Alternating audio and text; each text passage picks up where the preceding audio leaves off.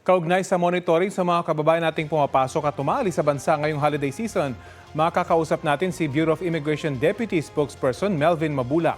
Magandang umaga at welcome po sa Balitang Hali. Magandang umaga, Sir Rafi. Magandang umaga po sa lahat ng nanonood, nakikinig. Good morning po. Apo, kumusta po yung monitoring ng BI sa mga arrival at departure nitong Pasko at ngayong magbabagong taon? Opo, Sir Rafi, nakita natin talaga ang dagsa pa rin ng ating mga pasahero. If you can look at the statistics even as early as December 18, talagang pumalo yung departure, umabot na ng more than 60,000 a day. At yung arrival natin, umabot almost 50,000. Kaya nakita natin tuloy-tuloy talaga yung pag-travel ng ating mga kababayan, even mga foreign nationals na dumarating sa lahat ng ating paliparan nationwide. May mga ilang aberya o problema bang na-monitor? Nakita natin ang pagkakaroon ng mahabang pila pero inaasahan po natin yan. Ang isa lang po nakita natin na obserbasyon, especially those hindi nakapag-prepare ng kanilang e-travel. Kasi pag hindi sila nakapag-prepare, sineset aside po muna sila at minsan po nagdo-domino effect, medyo mahaba yung pila. Kaya we are advising the people to please register in advance yung ating mga e-travel. Pero may nakita po ba kayong improvement dun sa haba ng pila at bilis ng kanilang pagpasok? Yes po, especially po sa ating ating arrival, considering that we are using yung e-gate, napakabilis po at mabilis kung mayroon mang pila, makaagad-agad po na nawawala ito dahil sa sobrang bilis po ng ating mga e-gates na in-install sa ating NAIA Terminals 1 and 3. Ito po ay 12 po sa NAIA Terminal 1, 12 sa NAIA Terminal 3. Yung nabanggit po nyo na delay, ito yung pag-fill up lang nito mga kailangan bago pumasok. Tama ho ba? Paano ho ba yung proseso nun? Dapat nasa aeroplano pa lang ay ginagawa na ito? Yes po, you can register 72 hours before yung travel mo. Dapat nakapag-register ka na even nasa aeroplano o hindi ka pa nga nagtra-travel. Pwede ka na mag-register para pagdating sa ating mga paliparan, pag-arrive sa ating bansa, kaagad-agad po na proseso at ando na kasi nakikita po namin sa aming system yung registration po.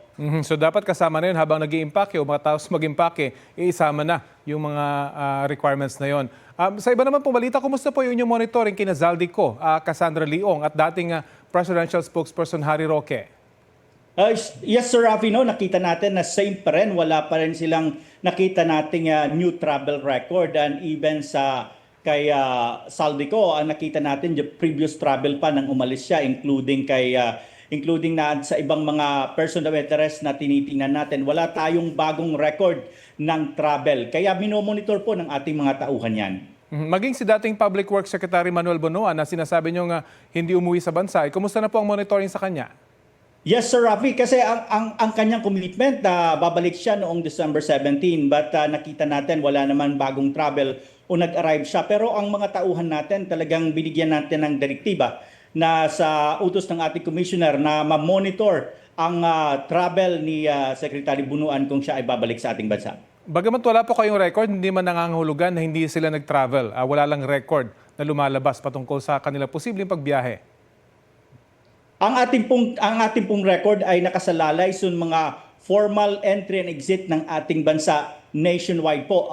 Yan po ang tinitingnan, binagbabasihan po natin sa record po natin. Makiki-update na rin po kami sa pagpapauwi sa mga Chino na nagtrabaho sa mga pogo noon sa bansa. Deported na po ba yung lahat?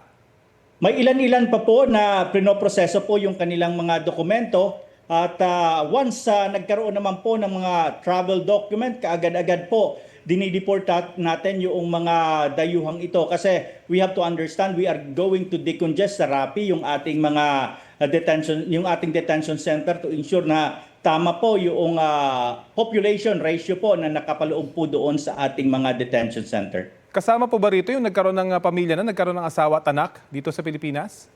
Yes po, kung mayroon ng pong deportation unless po mayroon silang accountability other crimes na hindi sila binigyan ng clearance to be deported na pending yung implementation ng